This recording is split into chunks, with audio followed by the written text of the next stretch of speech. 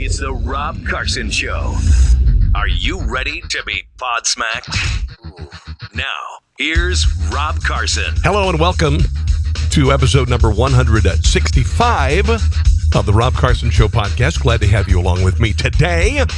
Got a ton of stuff to get to, some political, some not so much. Lots of stories about Hurricane Irma, the second major storm to hit the U.S. in the last couple of weeks. And we'll get to that. We've got some audio from Hillary Clinton talking about her new book, who she's blaming for losing the election. The new iPhone 10 is out. Just a whole bunch of stuff. I think you're going to enjoy it. I really, really do. I want to thank the sponsors, by the way, particularly fountainoflifechiro.com. Dr. Alex Nelson is a young guy. He has a terrific chiropractic practice. It's at 8335 North Congress Avenue in Kansas City. And the number is 816-741-4711, 816-741-4711. I wasn't a believer in chiropractic until a few years ago when I had sciatica. I had a pinched nerve in my lower back, and I couldn't get out of bed. Chiropractic was the only thing that fixed it. There was another time that I had pain in my chest and my shoulder, and I was like, what's going on? I went to a sports medicine doctor and said, oh, you need to have a nuclear stress test. Well, I decided to contact a chiropractor to see what was up. I was sleeping on a pillow that was too thick, and it was compressing the nerves in my neck. All right? Dr. Alex Nelson does massage therapy, decompression for herniated low back discs. They do a great job. And by the way, if you're a veteran or veteran's family member, $30 for an adjustment. fountainoflifechiro.com. Also want to thank our other sponsor, which is Grass Monsters KC. Grass Monsters KC, they make terrific, or they sell terrific American-made lawnmowers like Dixie Chopper, like the Z2. Look at that bad boy. Unbelievable. These are American-made. This one has up to a 54-inch deck. The one that I have in my garage is a Silver Eagle. There's the Silver Eagle. Look at that bad boy. That's a commercial mower, but you know, if you've got a big lot, if you've got an acre or two, 60-inch deck, fastest mowers made, and they've got terrific warranties as well. American-made mowers. Also, they have Hustler mowers made in Kansas. GrassMonstersKC.com, 5520 Raytown Road, Raytown, Mo. GrassMonstersKC.com. Okay. Let's talk about the hurricane, Hurricane Irma this time. I'll start with some good stuff, okay? And there's the video that's gone viral. There was a woman named Pam Brecky trying to find a generator before the hurricane hit. Now, she was in line at Lowe's when the last generator was given to somebody else. And she broke down crying in the store. Here's the exchange, because this guy said, you know what? You take it. My father's on oxygen, and I'm worried about this storm. She need the generator. It's okay. Don't worry for that. I'm very overwhelmed by that man. God will bless that man. I don't know him at all. He's a stranger. He's an angel from God is what he is. Really, really cool. You know, we've seen some stories, people looting, things like that. Fortunately, those are few and far between. And we've seen just an enormous amount of good. You know, the country is divided, and we've seen how we can forget about politics for a while and help one another. It really is. And I mean, being all sappy and everything, but that's just the way it is. Really, really, really amazing. Some other stories that happened over the weekend with the storm. Kerry Sanders is an MSNBC reporter. He was on Marco Island, and he ended up saving 2 dolphins. Listen to this. Good morning. We have a dolphin that's been washed ashore here. We're attempting to try to see if we can get it back out into the water. Clearly, it was washed in during the hurricane. It certainly has gone through a lot of trauma here. Let's see if we can get it out here. Okay. It's in deep water. Let's see if it'll actually swim. Okay, watch out. Let's see if it can do what it does best. It's exhausted. We're going to see. There we go. That's great. Just swam away. There you go. All right, so there you go. An MSNBC reporter saving dolphins. It was nice. 2 manatees also got stuck Sunday when all the water in an inlet near Tampa Bay got sucked out by the storm. Do you see that? Unbelievable. They survived. Random people were able to roll them onto a tarp and take them to deeper water. Kind of cool. A couple in their 20s, Lauren Durham and Michael Davis, were supposed to get married this week. They're both first responders in the National Guard, so they decided to cancel the wedding, right? So they ended up getting married during the storm because apparently somebody there actually was a notary, and they were able to get married during the storm instead. So that was kind of fun. This is funny. And it's also, it's cool. Mark Hoppus from Blink 182 is working with other artists on an album called Dog Songs to raise money for dogs displaced by Hurricane Harvey. All right. All the songs are about famous dogs, like Dinky from National Lampoon's Vacation and Einstein from Back to the Future. Here's a little bit from Mark Hoppus, Blink 182, a song called Not Every Dog Goes to Heaven. Got lost on the drive to Phoenix and claimed this you son of a family on a quest. Left a body on Number's front yard. We'll all be whistling due to biggest hole in the West. Biggest hole in the West. Not every dog goes to heaven. Okay, so this song is about Dinky from National Lampoon's Vacation. That was a dog that was tied up behind the car. Yeah, and peed on the sandwich. And their aunt went ahead and ate it anyway. There's another one. This is singer-songwriter Dan Byrne did a song called Scooby. Sounds a little bit like Elvis Costello. Here it is. Sure you got some work to do, but before that it's true, I just want to say I love you. Okay, there you got your Scooby in there. Some other songs that there are dedicated to Santa's Little Helper from The Simpsons. Jonah Ray donated a track dedicated to Chopper from Stand By Me. So there you go. Yeah, a lot of musicians, a lot of people just helping out. All right. Oh, this is kind of funny. Fox News reporter got a little bit more than he expected from a guy who was walking on a boardwalk, apparently, in Florida, in Miami. So he decides to just ask this guy, what are you here for? And all. This guy ended up being, I call him the Storm Smarty. Listen to this guy. What do you think about the storm, the risk to your own safety at this point? I'm sorry, I didn't hear your question. What do you think about the storm, the power, the ferocity, and the risk to your own safety at this point? Well, at this point, I'm very relieved to discover that as we speak, the eye of the storm is practically due south of us by 220 miles. Yeah. Okay, because it's crossing the 80th meridian, which is 80 degrees west longitude. So I'm not so worried because it's so far away, and it's barely. Yeah, the question was that I just wanted to know why you're here. As of 8 p.m. westbound. Well, not just westbound. Yeah. It's 275 degrees. Sure. That's only 1/15 above due west. Yeah. Toward true north. Do that. So could this have told thing you is that. moving and has been moving in a very westerly direction, and because it's several hundred miles south, Yeah. the risks are less and less. I'm not worried. I don't think it's going to get much worse than what we're seeing right here. And he was actually right. Despite that he said a whole lot more than the guy was expecting him to say. All right, let's move on to some other stuff here. Hillary Clinton's new book, What Happened? Supposed to be released, I guess, today, which is Tuesday the 12th. All right. Two huge booksellers, Amazon and Walmart, have already cut the price by 40%. All right. $17.99. Publisher Simon & Schuster set the price at $30. $30. They're already discounting it. Now, the last book didn't do very well, her last book. And it doesn't look like this one is set to be a blockbuster. We'll see. I mean, we'll see. I think this is just me. I think people are just kind of tired of her. I think people are kind of tired of Hillary Clinton, and just tired of hearing about the election and whose fault it was, because she says it's not her fault.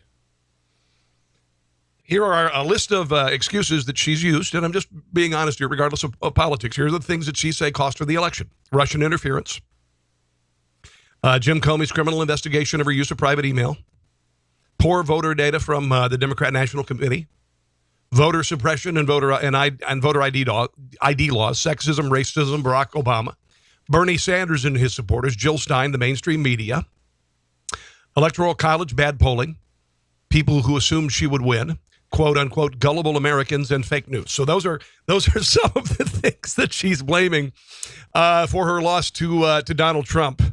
Here she is talking about and doing what I'm calling Hillary blame. This is the Hillary blame storm. Listen. I went from, I think, 26 points ahead to 13 points ahead. And I needed about 18 points in order to be sure I could win Pennsylvania. I watched how analysts, who I have a great deal of respect for, like Nate Silver, burrowed into all the data and said, but for that Comey letter, she would have won. So it was very personal to me. I think my general election Comey decided not to investigate you. Prospects were so badly damaged because of that even though I was starting to come back, it was not enough time to overcome it. But the polling data had her way ahead, despite it all. But even though that was the primary blow to my campaign at the very end, blow. It has to be looked at in context with the Russians weaponizing information, negative stories about me. Okay. This whole WikiLeaks. Was no evidence of that, actually. Beginning to leak in early October of John Podesta's emails, which if you've read them all, they're pretty anodyne, but they were taken out of context. Stories were made up about them. We now know Facebook was taking money from Russian companies to run negative stories about me. If you look at all of this, yes, it affected me and my campaign. But I am more concerned now going forward. Keep going. That we haven't come to grips with what it means for future elections. I would also add that the voter suppression that we now know. Okay, blah, blah, blah. We've heard it. We've heard it. I just said it. Here's Greg Jarrett on Fox News talking about Hillary Clinton and her refusal to accept any responsibility for losing the election. Right-wing conspiracy and Donald Trump happened. That didn't come up at all. She was a horrible candidate. I keep a running tally. It's now up to 26 people and events and conditions she's blamed. Psychiatrists have a term 26? For what she does. Yeah, it's called projection. It's when you're utterly incapable of accepting personal responsibility, you blame others because you view yourself as a chronic victim, very much like Richard Nixon when he famously said in his second Watergate speech, I accept responsibility and not the blame. And like Nixon, all of the scandals that are synonymous with the name Hillary are self-created. Nobody forced her to set up her private email server. Nobody forced her to pocket $225,000 from Goldman Sachs. Nobody forced her to use her foundation like a personal piggy bank that smacks of influence peddling and self-dealing. She did it all on her own, but she's utterly incapable of the courage of honest self-reflection. Yeah. Honestly. And I did a podcast a while back, and I called it the Madness of Queen Hillary. And I really think that she was, I don't know, damaged by losing to some degree. A lot of people call into question Donald Trump's mental health. I don't know. I don't know. Here she is talking with Jane Pauley about how she felt after she lost the election. I just felt this enormous letdown, this kind of... Yeah, you know what? People lose all the time. Seriously. Loss of feeling and direction and sadness. And, Bill just kept saying, that was a terrific speech, trying to just kind of bolster me a little bit.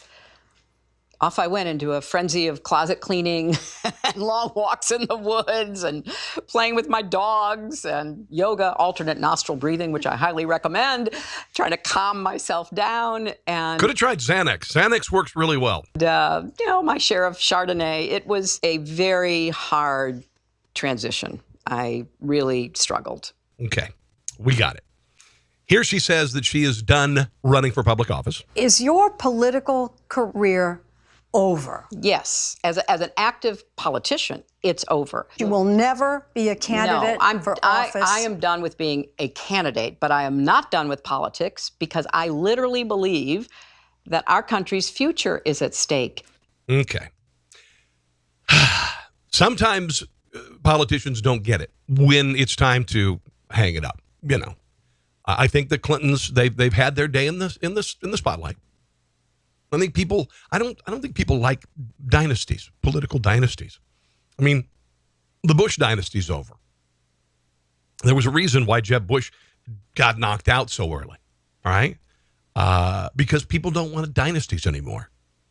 Somebody who's been in office for a very long time, Nancy Pelosi, was speaking in front of an LGBT group, I guess, the other day, and it was kind of bizarre. She's been doing some bizarre stuff lately. Here she is egging the crowd on, telling them when to applaud. It's a little piece from Our city is blessed with a large LGBTQ community and a strong history of legacy, of advocacy for equal rights. And we were very proud of the repeal of Don't Ask, Don't Tell, and President Obama was so very much a part of that. Now, let's hear it for President Obama. That's an applause line. Yeah, you need somebody with a card there. Need an audience fluffer. I'll tell you when it's an applause line if we're not kind of in sync. And now we're fighting for something called the Equality Act, a historic comprehensive bill, and I will continue to do everything in our power to end discrimination in the workplace and in every other aspect of life that ensures that all American families are viewed equally in the eyes of the law. Here we are. That's an applause line. There you go. That's an applause line. Whatever. Yeah. Oh, I didn't mention something, and I think this is actually a good idea.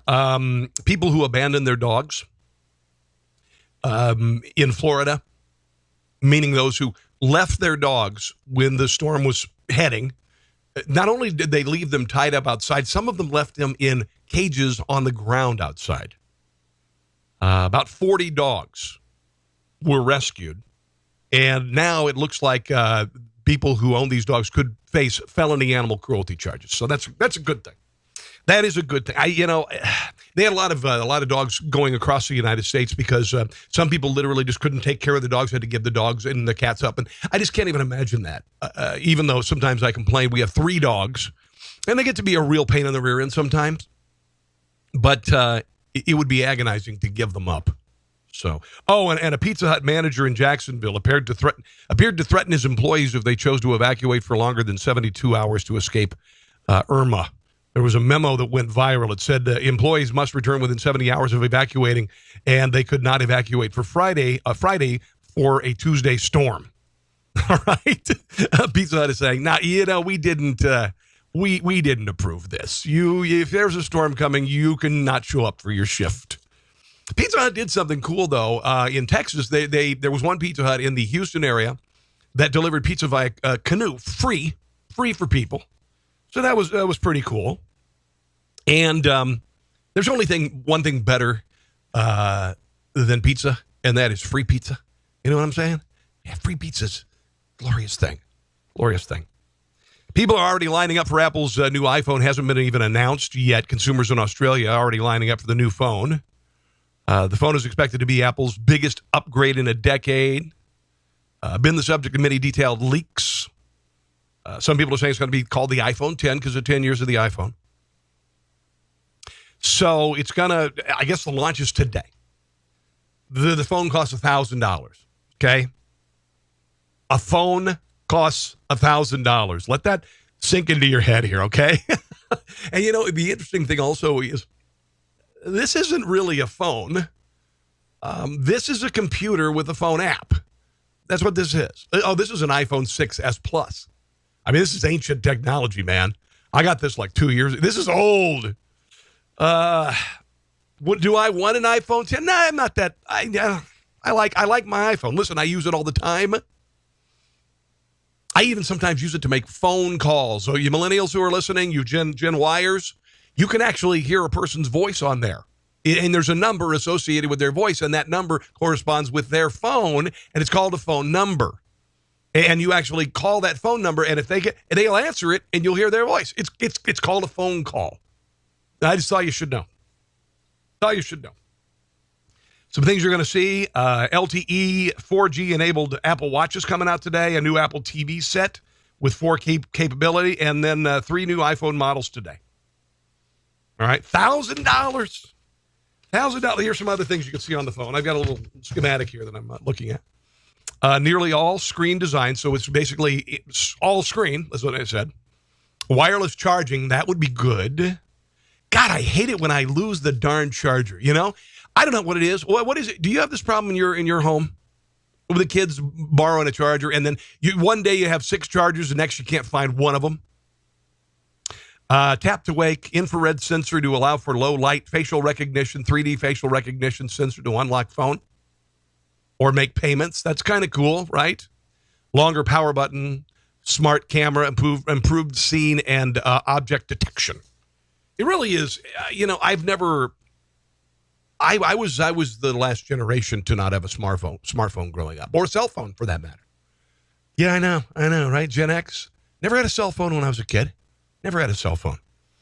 But I never have lost the wonder of technology. Right now I'm sitting in a studio. I'm recording audio and video. The studio that I built myself. All right. I have 2 computers, one that I'm looking at right now, and over here I've got a high def another webcam, and I can broadcast on Facebook Live to as many Facebook pages as I want. I can broadcast. I can share it on YouTube. I can share it on TuneIn and Audio Boom and iTunes and iHeartRadio. I can. You, by the way, just go to any of those and say Rob Carson Show or type in Rob Carson Show. I have an Alexa, an Amazon Alexa, and if you say to Alexa, play the Rob Carson Show podcast, it'll play the most recent Rob Carson Show podcast. It's ridiculous. I've never lost my sense of wonder when things like this happen. It really is. It's amazing. It is. It's just amazing. Okay. Let's move on to some other stuff. I thought was kind of nice. Bengals player Tyler Eifert talking about how he stands for the national anthem. He wrote an essay called "Why I Stand." He doesn't question any of his teammates who choose to sit or kneel, but he stands because he honors his country. He says, "I stand because I love my country. I stand because I want to honor the people putting their lives on the line for me on a daily basis in the Army, Navy, Marine Corps, Air Force, Coast Guard." He goes on to explain that his cousin, a pilot in the Air Force, risks his life each day for the safety of Americans. The tight end wrote that starting the season, he planned to honor a different service member each week by writing their name on his game day cleats. Last week, he chose Pat Tillman, Arizona Cardinals standout, who declined a multi-million-dollar contract to go fight, and he died. Died in 2004. And in the essay, by the way, that Tyler Eifert says, in 2002, he walked away from millions of dollars and a dream most people couldn't imagine achieving to do one thing, fight for his country. Pat wasn't fighting for himself. He wasn't fighting for one group versus another. He was fighting for Americans. That's good. I think that's good. Mike Ditka had something to say about players who decide you're going to sit down during the national anthem. And basically, he said, you have the right to do it. People are going to do what they do. This is a different generation. Don't forget, now that's a minority. So for the majority of people who are going to understand what 9/11 meant, what this country stands for, the values that we have, and they're going to go in that direction. Now, he was commenting because several players Monday Night Football on September the 11th decided to sit down, and I'm troubled by that. I'm troubled by that in particular. Here's what I had to say about it, guys. You don't have the right to free speech at work. You just don't. And I've said this in previous podcasts. You don't have the right to free speech at work. And if the NFL wanted to end this, and it's hurting them financially, it's hurting their ratings and everything, all they have to do is say, you stand during the national anthem. That's all they got to do. There are a million things that you can't wear certain things on your uniform. You can't just put a sticker on. Remember, in Dallas last year, there was some some of the Cowboys wanted to honor the 6 police officers who were murdered down there. They could not put stickers on their helmets. So you don't have the right to free speech at work. You just don't. I could say anything I want because I'm self-employed, thank you very much. And I'm over the web, so I can. The only thing I risk is losing viewers and listeners. So ESPN sideline reporter, 29 years old, had a meltdown. I feel bad for this guy. His name's Sergio Dip. I think mostly partially because his name's Dip.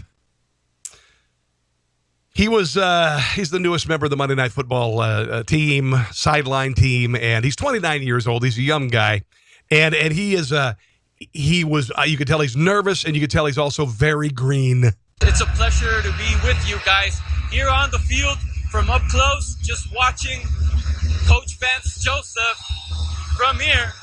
You watch him now on the screen. This diversity in his background is helping him a lot tonight. Quarterback at Colorado, defensive back in the NFL, and here he is having the time of his life. Okay. It's just really green. I mean, the guy is just really green. He sounds like, a college student in broadcasting. So, I'm willing to give him a break on this one.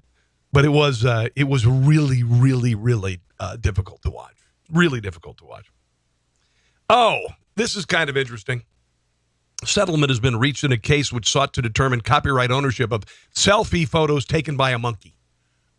Okay, wow.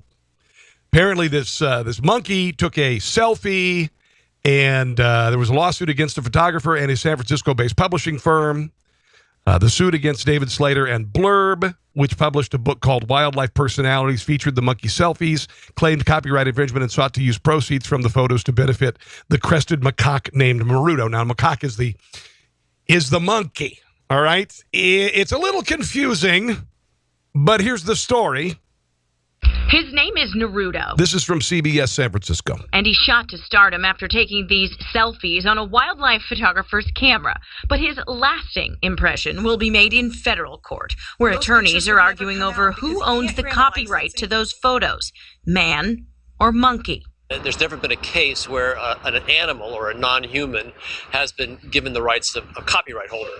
So that's why PETA is pursuing it to extend the rights of animals just a little bit further. Now, just realize that the animals have no sense of ownership. They although my dogs do fight over bones, so they will, like, if we get a chew toy, they'll claim ownership to some degree. It's mine, get away, growl, whatever, all this stuff. But they really don't have the ability to own. You see what I'm saying? If PETA wins its appeal, Naruto will be the trailblazer, although judges are still uncertain why an American-based organization is filing on behalf of an Indonesian monkey's business.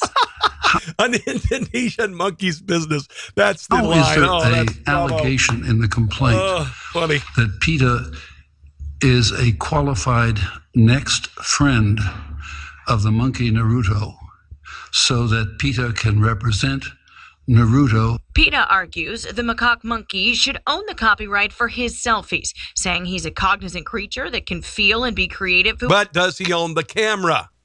Did he buy the camera? Who intended to push the camera button? We think that fundamentally the law of copyright should apply to Naruto equally. He undeniably took these photographs, yes.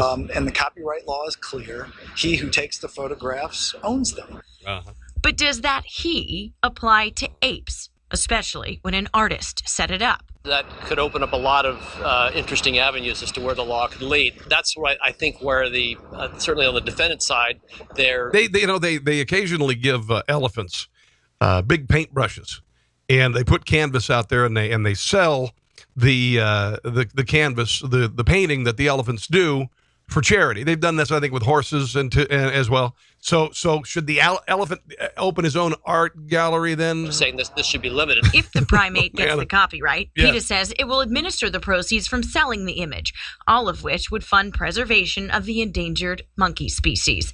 But the other side argues an animal-owned copyright creates its own threat legally. Monkeys see, monkeys sue will not do in federal court.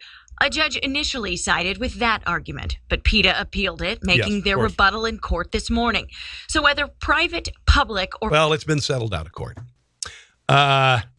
Sometimes you just didn't know where this stuff comes from, right? Sometimes you just got to scratch your head and go, what? South Park is taking on white nationalists in its first episode of season 21. Yeah, it's been around for season 21.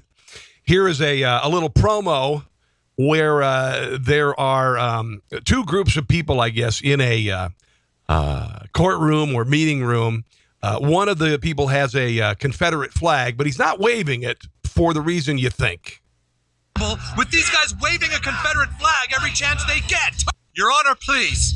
We're trying to help people, and it's impossible with these guys waving a Confederate flag every chance they get. Hey, there's a bee in here. I'll get it. Yeah. South Park is back. New episode drops Wednesday at 10. So he was swatting at the bee with a flag. Can't believe that show's been around for 20 seasons. Still pretty darn funny. Happiest state in the union. Which one do you suppose it is? I lived in this state for 5 years, and I'll tell you, during the winter, wasn't very happy. It's Minnesota, by the way.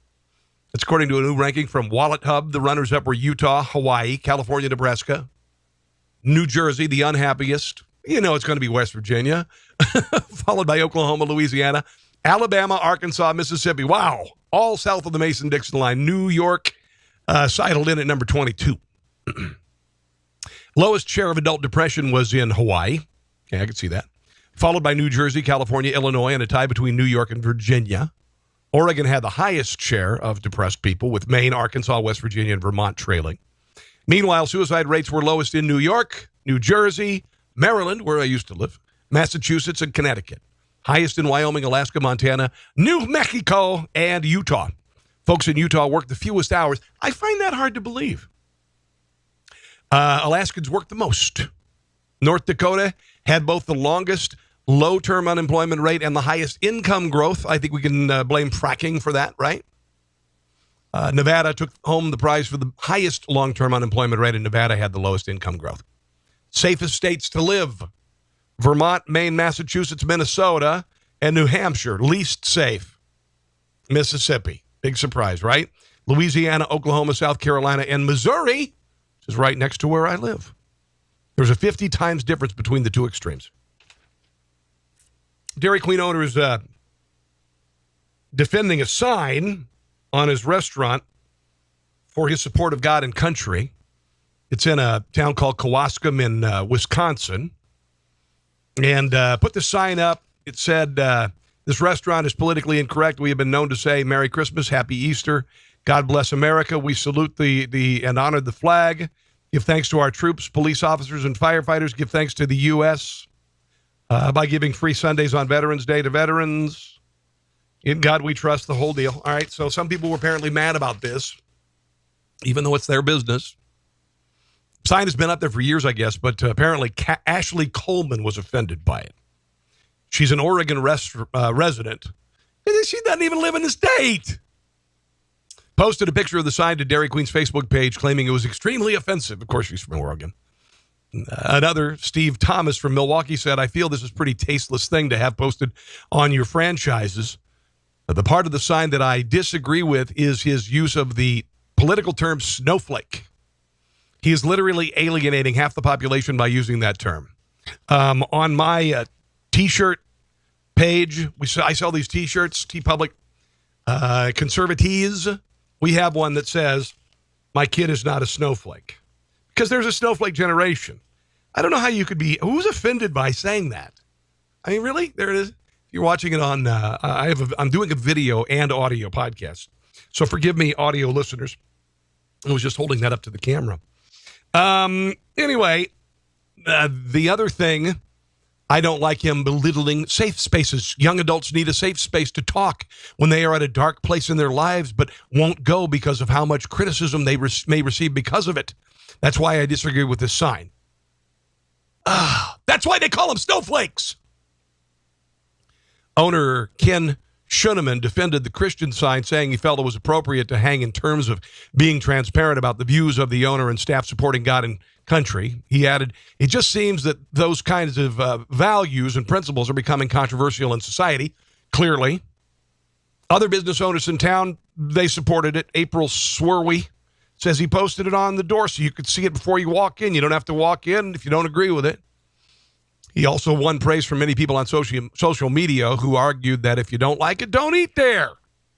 Melissa Rose said the sign on the door is perfect. It's about time someone stands for non-whiny Americans. There you go. Oh, man. I've got some other stories that are just, listen to this. A woman being booked into an Illinois jail had a loaded handgun hidden in her hoo-ha. According to corrections officers who found the weapon during a strip search of the suspect, Mika Witt, 20, and a male acquaintance were arrested Thursday morning after their car was stopped for speeding on I-55 just north of Bloomington. A police search of the vehicle and its occupants turned up heroin and ecstasy. During the search, a female jailer, oh boy, this has got to be the worst job in the world, recovered, are you ready for this? Recovered a loaded Kimber .380 caliber handgun from the suspect's hoo-ha, had a fully loaded clip and a bullet in the chamber. You know where I'm going to go with this. The handgun weighs 13.4 ounces with an empty magazine and is 5.6 inches long. Case you were wondering. In addition to narcotics possession charges, Witt, who lives in Missouri, is also hit with felony weapons count. She's locked up in lieu of a $40,000 bond. Yeah. Boy, I'm a boy. That is just, phew. Yeah. And, this is kind of good. You let your dog sleep with you in the same bed? I don't, because the dogs are parsed out at night to my kid. My daughter gets one. Her name is, we got Lucy, we got Desi. Desi sleeps with my daughter. Lucy sleeps in my son's room. And when I sleep in the guest bedroom, my wife sleeps with Zoe. And yes, we have dogs and their names, Lucy and Desi. Not by design. Okay, it just happened that we didn't name the dogs. We just ended up with them. So don't give me that look if you're looking at the, whatever. It looks like a study observed 40 healthy adults without sleeping disorders occupying the same bedroom as their dogs. And a study showed that when people let dogs sleep with them, they had an easier time snoozing than those who did not. Lois Cron did the study. Says most people assume having pets in the bedroom is a disruption. We found that many people actually find comfort and a sense of security from sleeping with their pets. Yeah, I don't doubt that. I don't doubt that one little bit. I don't doubt that at all. And finally, just one more story. Apparently, a company called Balenciaga just released a new pair of running shoes. $800 for these shoes. They've been put up on the internet, and apparently the internet has gone insane. Why? Because they're really ugly. $800. First of all, that's ugly. $800 for running shoes? Ridiculous, right? Somebody said on Twitter, they look kind of like a 7-layer dip turned into a shoe.